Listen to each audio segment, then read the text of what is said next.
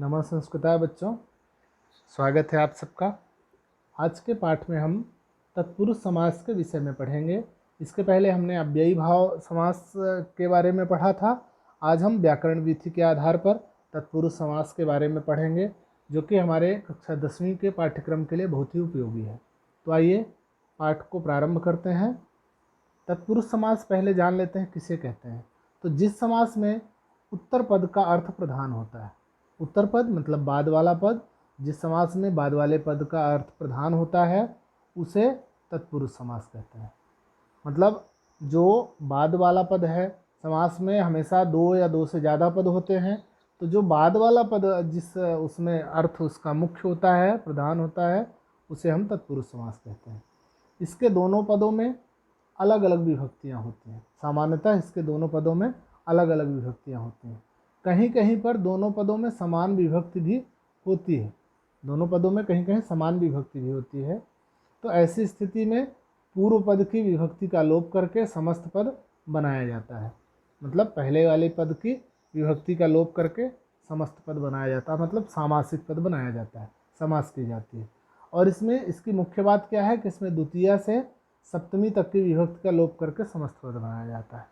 तो चूंकि द्वितीया से सप्तमी तक की विभक्ति का लोप किया जाता है, इसीलिए जो तत्पुरुष समास है वो द्वितीया से लेकर सप्तमी तक, द्वितीया तत्पुरुष, तृतीया तत्पुरुष, चतुर्थी तत्पुरुष, पंचमी तत्पुरुष, षष्ठी तत्पुरुष और सप्तमी तत्पुरुष ऐसे करके ये तत्पुरुष समास के भेद हैं।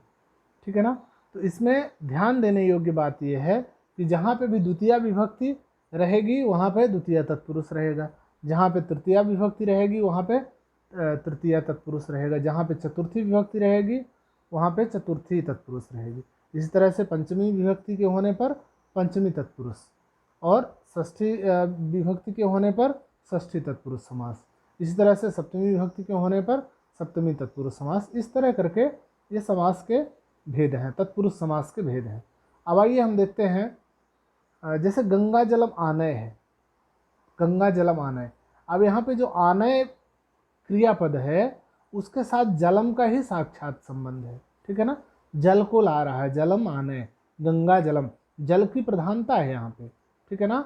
बाद वाला पद है उत्तर पद, जल उसकी प्रधानता है, जल को ला रहा है, अतः जल इस उत्तर पद का अर्थ प्रधान होने के कारण यहाँ पे तत्पुरुष समास है जल में।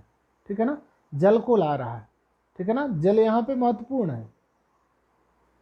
तो आइए देखते हैं, उदाहरण देखते हैं। द्वितीय तत्पुरुष से स्टार्ट करते हैं और इसके एग्जाम्पल देखते हैं। द्वितीय तत्पुरुष में देखिए ग्रामम गतः, ग्रामम गतः। अब ग्रामम गतः में ग्रामम शब्द में द्वितीय विभक्ति है, तो ग्राम गतः द्वितीय विभक्ति का सिंबल जो होता है अनुस्वार, उसको हटा दिया, सीधे सीधे बन गया ग्राम गतः। ठीक है ना। तो गतः, आगतः, प्राप्तः, पतितः, आश्रितः, इन शब्दों के योग में द्वितीय विभक्ति होती है सामान्यतः, और इन्हीं के योग में ये जहाँ पे शब्द आएंगे वहाँ द्वितीय तत्पुरुष होगा। जैसे देखिए शरणम आगतः, शरणम आगतः। अब यहाँ पे शरणम शरणम में द्वितीय विभक्ति है, उसको हटा दिए तो क्या हो गया शरणागतः, शरण आगतः, शरणागतः। शरणम आगतः का शरण आगतः तो मिला दिए तो शरणागतः, शब्द क्या बना समासिक पद शरणागतः। फिर शरणम प्राप्तः, अब देखिए शरणम का शरण बना दिए, शरण प्राप्तः बन गया। सुखम प्राप्तः, सुख प्राप्तः। ठीक है ना। सुखम में जो सुखम में द्वितीय विभक्ति है उसको हटा के सुख प्राप्तः बना दिए, तो यहाँ पे सामासिक पद हो गया, द्वितीय तत्पुरुष समास हो गई। फिर कूपम पतितः, कूपम पतितः मतलब कुएं में गिरा हुआ। ठीक है ना। कूप पतितः, इसका सामासिक पद क्या हो गया कूप पतितः। आप देख रहे हैं इधर जो है शरणम प्राप्तः, शरणम आगतः, ये सब समास विग्रह हैं, और इधर जो पद हैं वो क्या है, जो सिंगल पद है वो क्या है सामासिक पद है, या उसको समस्त पद भी बोलते हैं। तो रामम आश्रितः, नेक्स्ट एग्जाम्पल देखिए, नेक्स्ट विग्रह देखिए, समास विग्रह रामम आश्रितः। रामम में द्वितीय विभक्ति है, उसको हटा दिए, राम आश्रितः। ठीक है ना। राम प्लस आश्रितः, राम आश्रितः, पद बन गया राम आश्रितः। अब देखिए तृतीय तत्पुरुष के इसी तरह उदाहरण देख लेते हैं। तो जहाँ पे तृतीय विभक्ति के साथ योग होके समास हो वहाँ पे तृतीय तत्पुरुष बनता है। अब देखिए पित्रा युक्तः, पित्रा पितृ शब्द मूल शब्द है, उसका तृतीया विभक्ति एक वचन में पित्रा बना, तो पित्रा युक्त मतलब पितृयुक्त। मूल शब्द के साथ में बाद वाला पद जोड़ देंगे, हमारा समास हो जाएगा बहुत आसानी से। जैसे देवेन दत्ता, अब ये देव मूल शब्द है तो देव का देवेन बना तो देव दत्ता, देव दत्ता इजली। सर्पेण दष्टः, सर्पेण दष्टः, सर्प मूल शब्द है तो सर्प दष्टः, सर्प मूल शब्द और प्लस दष्टः बाद वाला पद मिला दिए तो सर्पेण दष्टः का सर्प दष्टः बन गया। इसी तरह से सरेण विद्धा, इन सब में तृतीया विभक्ति है। सरेण, सर्पेण, देवेन, पित्रा, इन सब में तृतीया विभक्ति है पहले पद में। तो सरेण विद्धः, सर विद्धः। अब सर मुख्य शब्द है, सर तो सर विद्धः, सरेण विद्धः का सर विद्धः समास हो गया। अग्निना दग्धः, अब यहाँ पे अग्नि मूल शब्द है तो अग्निदग्धः बन गया।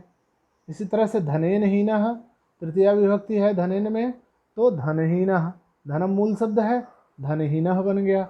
विद्याहीनः, विद्या मूल शब्द है तो विद्याहीनः। तो इस तरह से हमने देखा कि मूल शब्द के साथ में बाद वाला पद जोड़ देने पे आसानी से हमें सामासिक पद मिल जाता है। अब नेक्स्ट देखते हैं चतुर्थी तत्पुरुष के उदाहरण। भूताय बलि, अब देखिए भूताय में चतुर्थी विभक्ति है, भूत के लिए बलि, भूताय बलि है तो भूत बलि। तो यहाँ पे भूत मूल शब्द है, भूताय चतुर्थी विभक्ति हो गई तो भूत मूल शब्द है तो भूत बलि, मिला दिए पद, समासिक पद बन गया। गवेरक्षितम, गोरक्षितम, अब गो मूल शब्द है, गो का चतुर्थी विभक्ति में गवे बना तो गवेरक्षितम का गोरक्षितम हो गया। दानाय पात्रम, दान पात्रम, अब दान मूल शब्द है, ठीक है ना, तो दानाय उसका चतुर्थी विभक्ति में बना तो दान पात्रम कर दिया। यूपाय दारू, यूप दारू, ठीक है ना, यूपाय चतुर्थी विभक्ति है, यूप मूल शब्द है तो यूपाय हो गया तो यूप दारू हो गया उसका समासिक पद। इसी तरह से स्नानाय इदम, स्नानार्थम, अब स्नानाय इदम में, स्नानाय में चतुर्थी विभक्ति है तो स्नान, इदम मतलब अर्थम, स्नान के लिए, ठीक है ना, स्नानाय इदम स्नान के लिए, ठीक है ना, स्नानार्थम। तस्मै इदम तदर्थम, ठीक है ना। अब देखिए तस्मै तद शब्द का चतुर्थी विभक्ति का रूप है तस्मै तो तदर्थम, ठीक है ना। इदम जहाँ पे भी अर्थम आए वहाँ पे विग्रह करना है इदम, जैसे स्नानाय इदम तस्मै इदम, आपने विग्रह देखा स्नानार्थम का और तदर्थम का। अब आइए नेक्स्ट देखते हैं पंचमी तत्पुरुष का एग्जाम्पल। दुखात मुक्ता, दुखात मुक्ता, यहाँ पे दुखात में पंचमी विभक्ति है तो दुख मुक्त, क्या मूल शब्द क्या है दुख, तो क्या शब्द बना, समासिक पद क्या बना, दुख मुक्ता। इस तरह से चौरात भयम, अब चौर मूल शब्द है चौर तो चोर से भय, चौर भयम, ठीक है। आप देखेंगे मुक्तः भयम मतलब भीत्यार्थे पंचमी, मुक्तः पतितः, इन शब्द के अर्थ में पंचमी विभक्ति होती है तो पंचमी तत्पुरुष समास हो गया। रोगात मुक्ता, अब रोग मूल शब्द है, रोग में पंचमी विभक्ति लगाया रोगात हो गया तो रोग मुक्ता, बाद वाला पद एज इट इज हम विग्रह के साथ मतलब मूल शब्द के साथ जोड़ देते हैं तो हमारा समासिक पद प्राप्त हो जाता है। जैसे रोग मूल शब्द है और बाद वाला पद है उत्तर पद मुक्ता है तो रोग मुक्ता हो गया। अश्वात पतितः मतलब घोड़े से गिरा हुआ, ठीक है ना, अश्वपतितः, अब अश्व मूल शब्द है तो उसका पंचमी में बना अश्वात तो अश्वात पतितः का अश्वपतितः हो गया, हमने जोड़ दिया तो समासिक पद हमें प्राप्त हो गया। स्वर्गात पतितः स्वर्गपतितः, ठीक है, स्वर्गात पतितः मीन्स स्वर्गपतितः, मतलब स्वर्गात में पंचमी विभक्ति है, स्वर्ग से गिरा हुआ स्वर्गपतितः, स्वर्ग से गिरा हुआ, समास विग्रह कर दिए, समासिक पद कर दिए, समास कर दिया हमने तो स्वर्ग पतितः। अब इसी तरह से देखिए सिंहात भीतः, सिंहात में पंचमी विभक्ति है तो सिंह भीतः, सिंह मूल शब्द है शेर, शेर से डरा हुआ तो सिंह भीतः। तो इस तरह से हमने पंचमी विभक्ति देखी। अब आइए देखते हैं षष्ठी विभक्ति के एग्जाम्पल्स। राज्ञः पुरुषः, राजपुरुषः, बहुत ही इम्पोर्टेंट है, एग्जाम में अक्सर करके रिपीट करता है।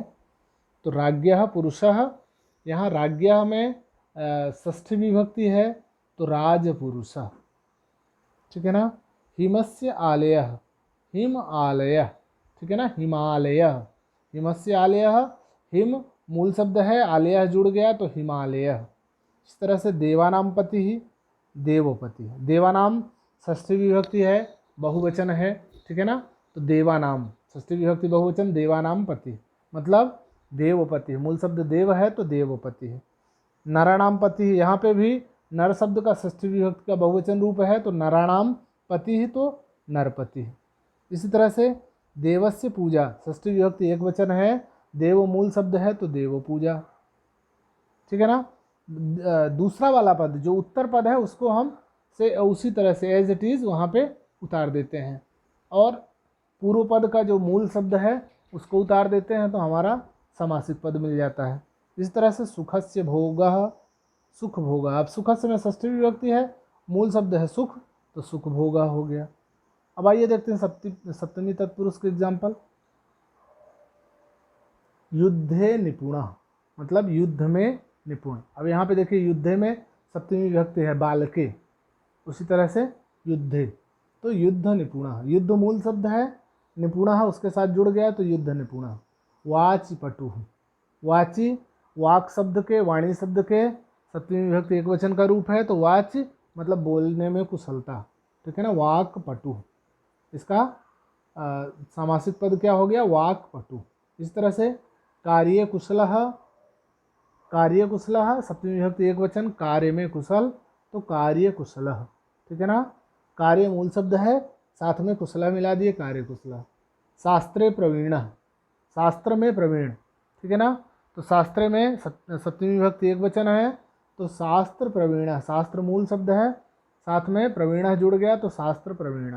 इस तरह से जले मग्न जलमग्न, ठीक है ना, जले मग्न जलमग्न। अब यहाँ पे देखिए जले सप्तमी विभक्ति का एक वचन है जलम शब्द का, तो जलम का जल हो गया और जलमग्न, मग्न उसी प्रकार से उतार दिए तो जलमग्न हो गया।